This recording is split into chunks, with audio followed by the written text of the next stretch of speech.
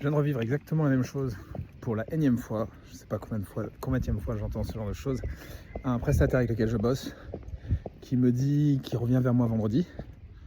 Et 3 jours plus tard, aucune nouvelle. Je relance, bien évidemment. Pas de nouvelles. 10 jours plus tard, je relance. Pas de nouvelles. Je l'appelle et je lui demande des explications. En mode, comment est-ce que vous travaillez? Je comprends pas. Pourquoi j'ai pas de nouvelles? Comme prévu, vous avez pris un engagement. J'ai fait attention à ce que l'engagement soit précis. Il me dit clairement, je reviens vers vous vendredi. Il le fait pas. Et son excuse, il fait de son mieux.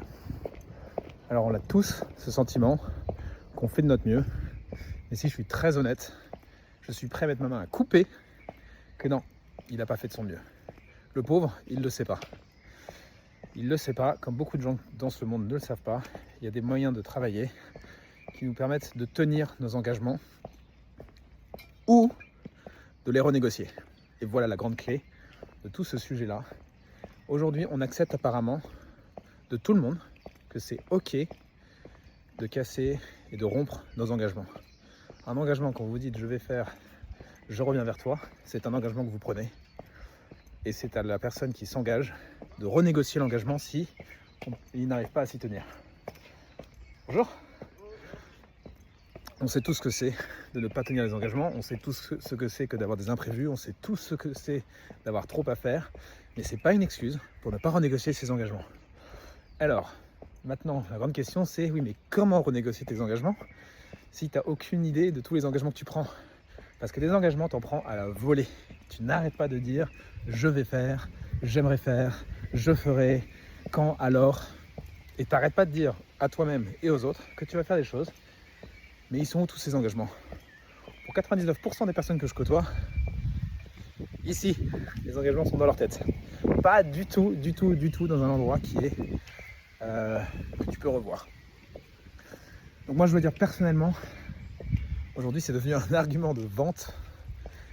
C'est de dire tu peux devenir quelqu'un, tu peux être quelqu'un aujourd'hui qui tient ses engagements. C'est devenu une rareté. Je pense qu'à la génération de nos parents, c'était probablement la norme, quelque chose de fondamentalement basique. Tu dis quelque chose que tu vas faire, et ben tu t'y tiens. C'était quelque chose de fondamentalement basique. Aujourd'hui, ça devient un argument de vente. Plus personne ne tient ses engagements. Quelle que soit la génération avec laquelle je bosse, les gens ne savent plus tenir leurs engagements. Je les plains, ce n'est pas pour les critiquer. Mon travail, c'est de les aider. Mais je pense que pour aider qui que ce soit avant tout, il faut qu'on soit très clair et très honnête sur la réalité. Tu penses que tu fais de ton mieux? Écoute, si tu n'as pas un système dans lequel tu as tous tes engagements, tu ne fais pas de ton mieux.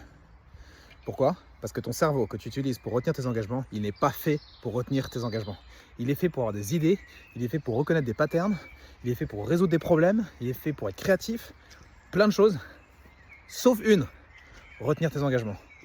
Donc si toi aussi tu retiens tes engagements et que tu ne fais pas tout ce que tu dis que tu aimerais faire, et ben tu as du boulot.